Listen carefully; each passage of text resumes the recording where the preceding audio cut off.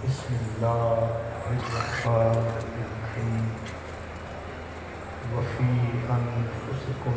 افلا تبصرون صدق اللہ مولانا العظیم الصلاۃ والسلام علیک یا سیدی یا رسول اللہ وعلی آلک واصحابک یا سیدی یا حبیب اللہ کاغا ستن کھائیو کاغا ستن کھائیو چن چن کھائیو ماس مورے دو نینا مت کھائیو مجھے پیا ملن کی آس اٹھ فریدا ستیا جھاڑو دے مسیح تو ستا رب جاگدا تیری ڈاڈھے نال پری اٹھ فریدا ستیا میلا ویکھن جا شاید کوئی بخشیا مل جاوی تے تو بھی بخشیا جا۔ برادران اسلام، میں اپنے سے ما قبل ما سبق تمام علماء کرام اور خطاب فرمانے والے جملہ احباب کا ایک ایک لفظ کی تصدیق اور تائید کرتے ہوئے اوروں کا پیام اور ہے، میرا پیام اور ہے، درد مند عشق کا طرز کلام اور ہے، آپ سوئے ہوئے ہیں شہر لاہور ہے۔ برادران عزیز، حضور ضیاء الامت کے بارے میں آپ نے ہمارے بزرگوں سے مختلف جہتوں سے گفتگو سنی ہے۔ میں جس جہت سے چند منٹوں میں اپنی بات کو سمیٹنا چاہتا ہوں وہ ہے کہ حضور ضیاء الامت ایک صوفی بھی تھے، اور خود حضور ضیاء الامت رحمۃ اللہ تعالی علیہ نے آپ نے کشف المحجوب شریف کے مقدمہ میں تصوف کی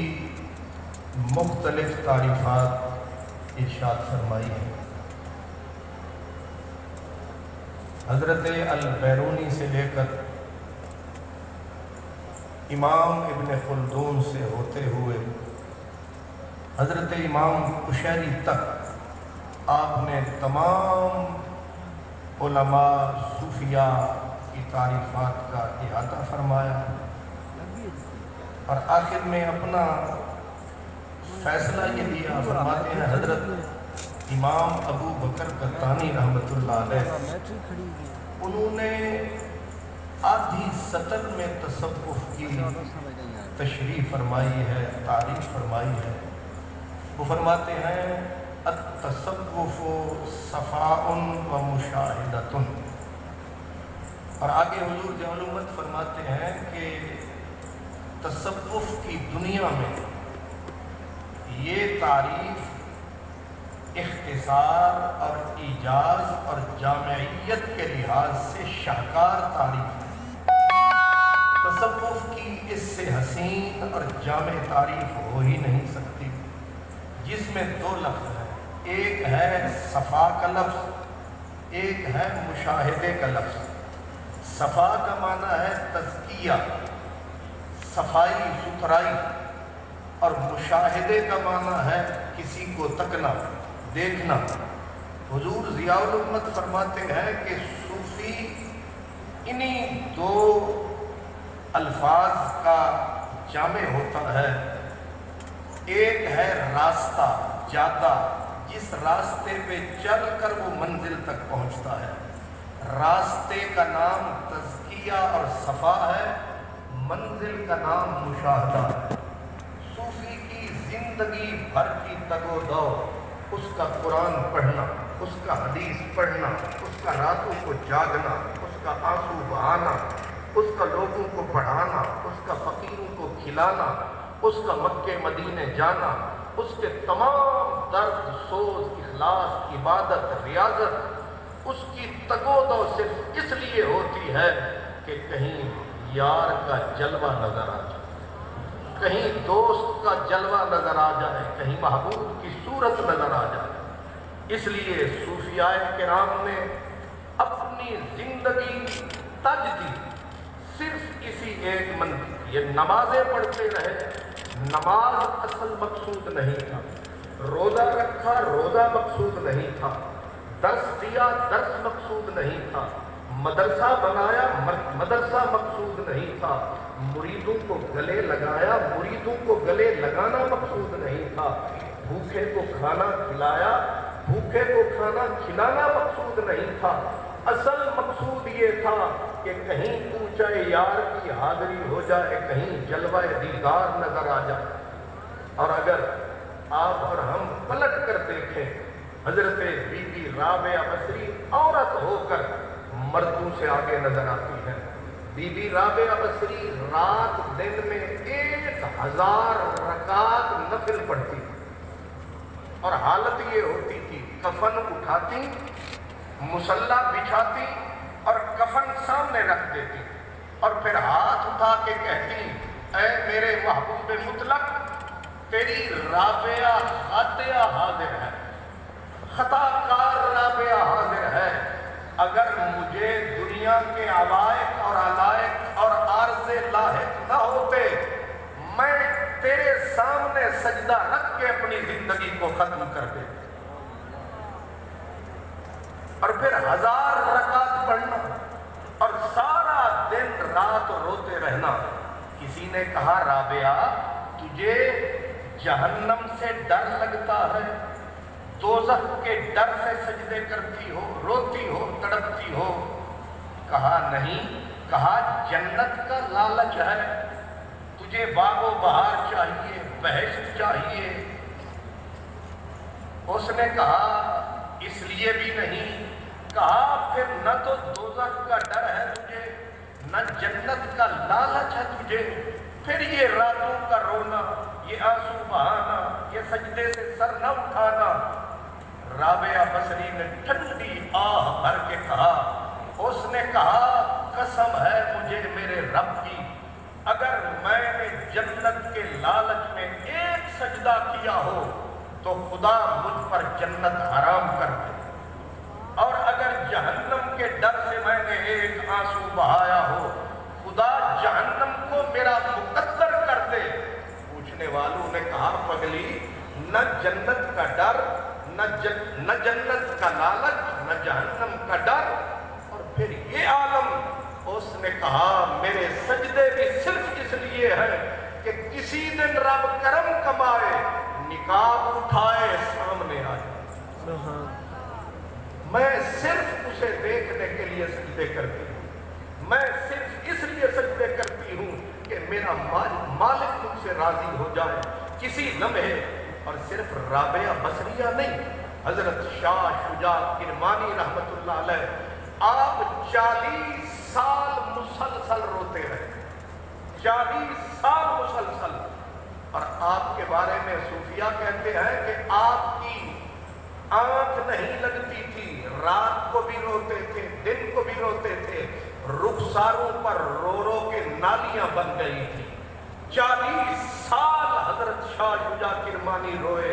اور فرماتے ہیں ایک دن روتے روتے آنکھ لگ گئی اور اچانک کریم نے کرم فرمایا، محبوب نے جلوہ دکھایا، معراج ہو گئی، دیدار ہو گیا۔ جب دیدار ہوا اچانک آنکھ لگی تھی سوتے ہوئے، یا 40 سال سوتے نہ تھے، اب بستر کاندھے پہ رکھ لیا، جہاں جانا وہیں سو جانا۔ یاروں نے کہا شاہ جی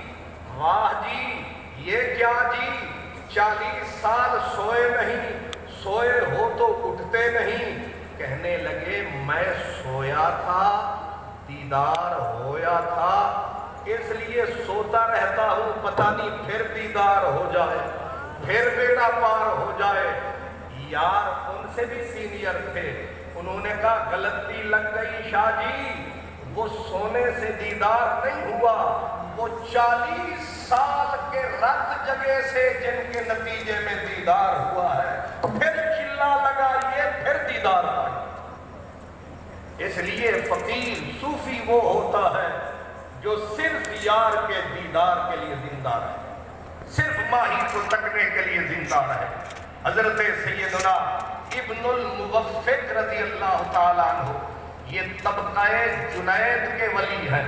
حضرت جنید بغدادی کے ساتھی ہیں۔ 70 حج کیا تھا، ہر حج رسول اللہ کے نام لگایا۔ امام غزالی کہتے ہیں سرکار خواب میں آئے، ابن الموفق تو نے 70 حج میرے نام کیا، ہم نے جنت کو تیرے نام کیا۔ قیامت کا دن آئے گا، کوئی حساب میں الجھا ہوگا، کسی کے رجسٹر چیک ہو رہے ہوں گے، میں تجھے بالوں سے پکڑ کر سیدھا جنت میں پہنچاؤں گا، کیونکہ 70 حج تو نے مجھے دیا ہے۔ تو نبی لیتے ہیں تو بہت کچھ دیتے بھی ہیں۔ یہ ابن الموفق فرماتے ہیں کہ مجھے خواب آیا، خواب میں میں نے دیکھا کہ قیامت برپا ہے اور ایک بندہ ہے، باقی جنتی جنت میں ہے، ایک بندہ ہے جس کی آنکھیں اوپر اٹھی ہوئی ہیں، پتھرائی ہوئی ہیں، نہ دائیں تکتا ہے نہ بائیں تکتا ہے۔ میں نے کہا سارے جنتی کوئی کھجور کھا رہا ہے، کوئی انگور کھا رہا ہے، کوئی حور کی جو ہے دیدار پا رہا ہے، ایک بندہ ہے جو اوپر ہی دیکھے جا رہا ہے۔ فرمایا اس کا نام معروف کرشی ہے، اس نے ساری زندگی کسی آس پہ گزاری، کوئی دن تو آئے گا کہ معروف تیرا دیدار پائے گا۔ نہ پیتا تھا، نہ کھاتا تھا، نہ لوگوں سے کلام کرتا تھا، نہ کسی کے ساتھ اٹھتا بیٹھتا تھا، اگر اٹھتا بیٹھتا تھا تو اسی کے لیے، ملتا تھا تو اسی کے لیے، روتا تھا تو اسی کے لیے۔ آج رب نے صدا دی میرے فرشتوں، یہ میرے دیدار کے لیے ترستا رہا،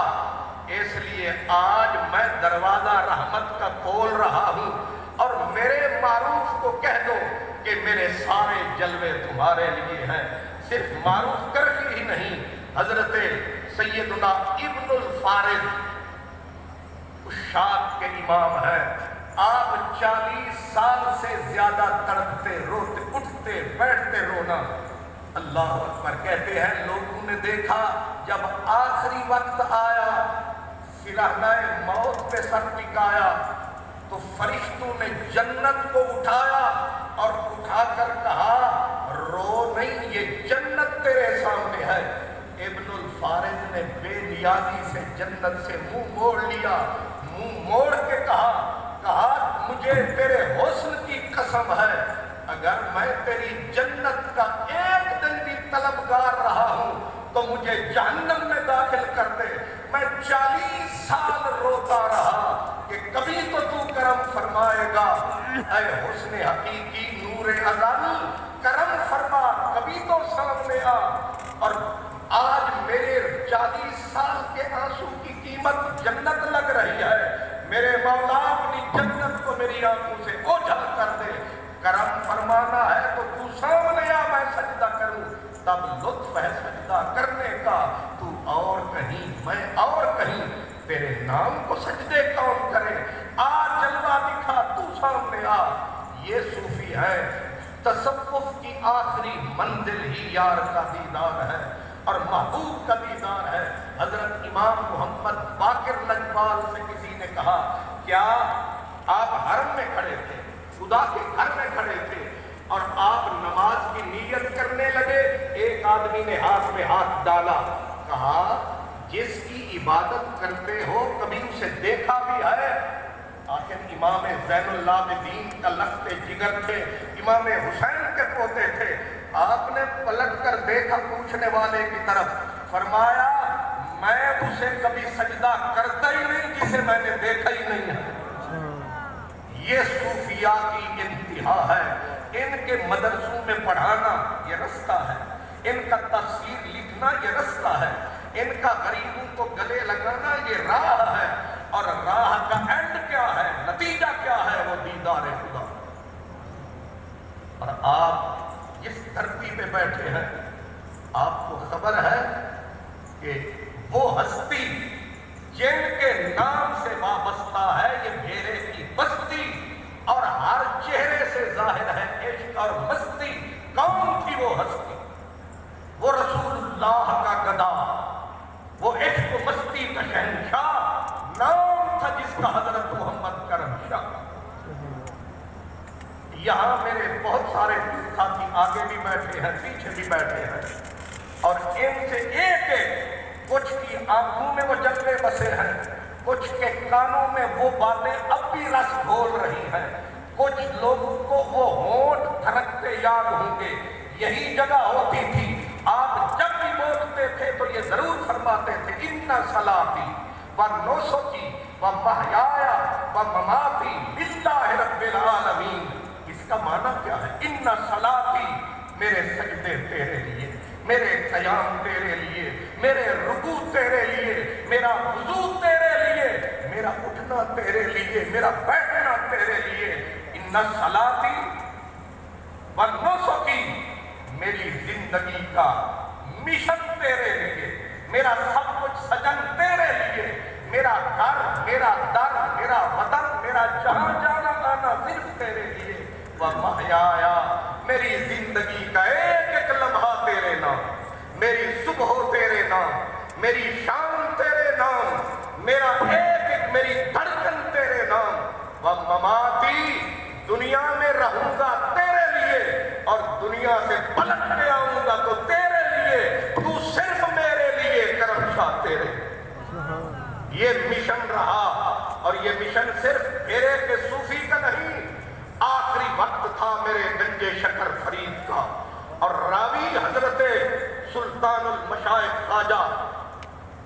زری زربخت حضرت خواجہ نظام الدین اولیاء فرماتے ہیں کہ آپ کی آخری رات تھی، جب جھروکوں سے دیکھا گیا تو حضرت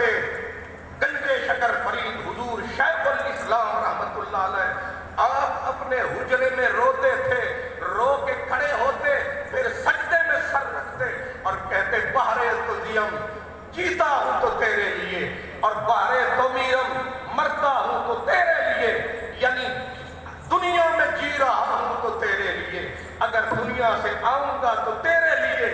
مطلب کیا ہے؟ صوفی کی زندگی کا لمحہ لمحہ، اور حضور ضیاء الامت نے صرف دعویٰ نہیں کیا۔ کیا ضیاء القرآن کیا ہے؟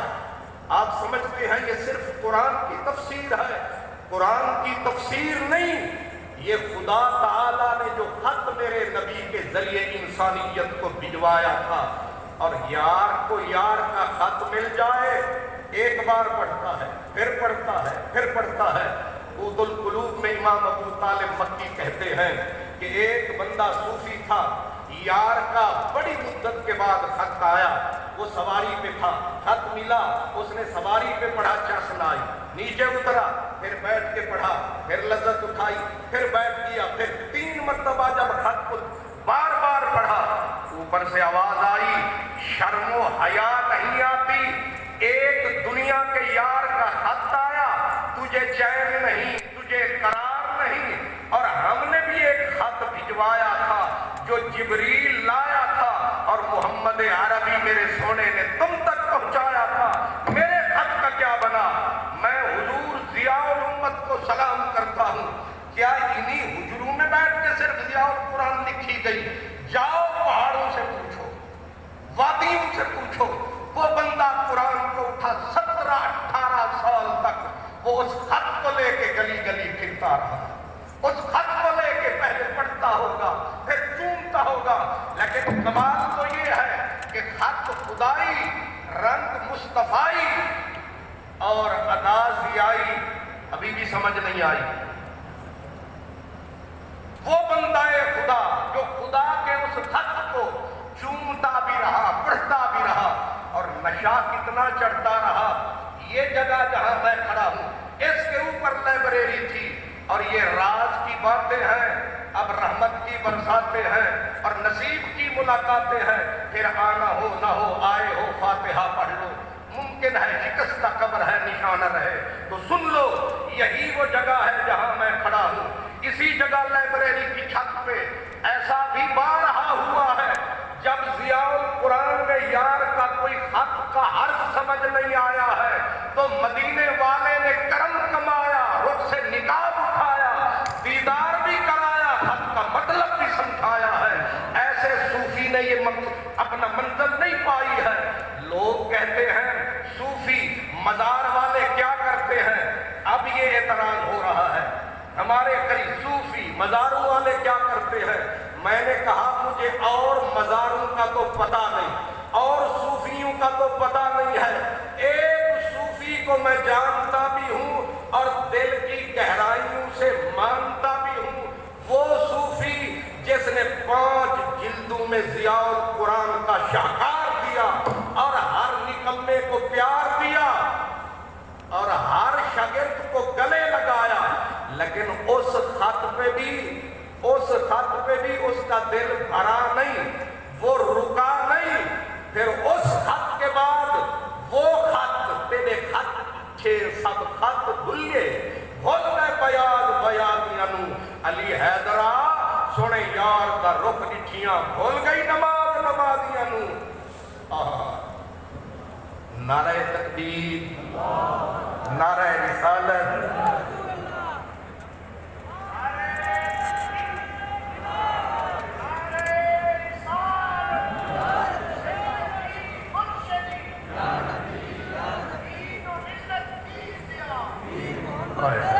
کہاں چھپے ہو کسی سمت سے پکارو گی، زمانہ ہو گیا ہے تمہیں صدائیں دیتے۔ یہ صوفی ہے۔ میں نے بتایا حضور ضیاء الامت خود فرماتے تھے کہ صوفی کی منزل اس کی زیارت ہے، اس کا دیدار ہے، اور دیدار ایک رات میں نہیں ہوتا، دیدار کے لیے 40 سال رونا پڑتا ہے، جاگنا پڑتا ہے، راتوں کو دن بنانا پڑتا ہے۔ اور حضور ضیاء الامت کو خود فرماتے تھے اے شمع تجھ پہ یہ رات بھاری ہے جس طرح میں نے ساری عمر گزاری ہے اس طرح۔ میں نے بڑے صوفیاء کو دیکھا، سنا، پڑھا، وہ صوفی مجھے بھی کم ملے جس صوفی نے جاتے ہوئے یہ کہا ہو کہ میں اپنی زندگی کے ایک ایک لمحے سے مطمئن جا رہا، میں نے جو سوچا، جو خواب دیکھا اس کی تعبیر پائی، جو نشان منزل طے کیا اس پہ قدم رکھا، ایسا صوفی مجھے کوئی نہیں ملا۔ ایک ہی صوفی صافی کو دیکھا ہے، جو سوچا وہ پایا، جو نشان لگایا اس پہ قدم ٹکایا، اور وہ کس جگہ ڈیرا ہے، اس شہر کا نام بھیرا ہے، اور آج انہی کے عرس میں پھیرا ہے۔ کیا سمجھتے ہو کیا پھیرا ہے؟ وہ ایک ہی صوفی تھا جس نے یہ بھی کہا کہ میری زندگی کے جتنے شب و روز، ماہ و سال، ثانیے، لمحات، میرا جتنے بھی میرا وقت گزرا ہے، میں نے ایک ایک منٹ سے خراج لیا ہے۔ وقت مجھ پر سوار نہیں رہا، میں وقت پہ سوار رہا۔ اور آپ نے یہ خود فرمایا، یہ ہم لوگوں نے سنا، فرمایا صوفی کا دل ہمیشہ اوپر جھانکتا رہتا ہے، صوفی کا دل اوپر جھانکتا رہتا ہے، صوفی کا ایک ہاتھ خدا کے دامن میں ہوتا ہے، اور اگر نفس سر